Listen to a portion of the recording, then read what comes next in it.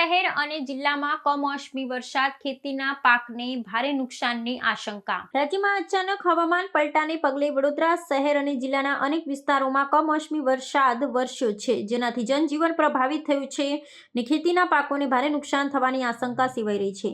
શહેરના ભાયલી, ગોત્રી, સયાજીગંજ, ન્યૂ અલકાપુરી અને નિજામપુર સહિતના વિસ્તારોમાં વરસાદ પડ્યો હતો, જેને કારણે રસ્તા પર પાણી ભરાઈ ગયા હતા।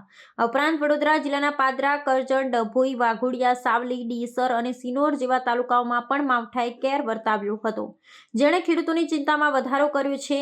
અરબી સમુદ્રમાં સર્જાયેલી હવાનું હળવું દબાણ અને તેની સાથે સંકળાયેલી હવામાન પ્રણાલીને કારણે દક્ષિણ અને મધ્ય ગુજરાતના વિસ્તારમાં વરસાદી માહોલ સર્જાયો છે।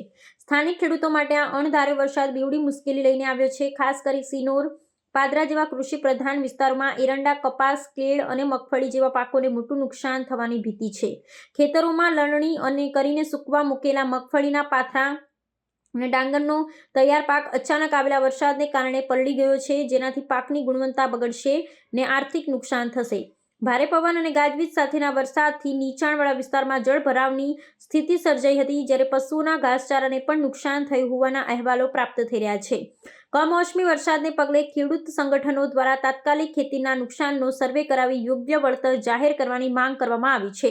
હવામાન વિભાગ દ્વારા હજી પણ આગામી દિવસોમાં મધ્ય અને દક્ષિણ ગુજરાતના કેટલાક જિલ્લાઓમાં હળવાથી મધ્યમ વરસાદની આગાહી કરવામાં આવી છે, જેને ધ્યાનમાં રાખી વહીવટી તંત્રને સાવચેત રહેવા સૂચના આપવામાં આવી છે। બીજી તરફ આ અણધાર્યા હવામાન પલટાથી તાપમાનમાં ઘટાડો થવા છતાં કૃષિ ક્ષેત્રમાં થયેલ નુકસાનના કારણે સમગ્ર પંથકમાં ચિંતાનો માહોલ છવાયો છે।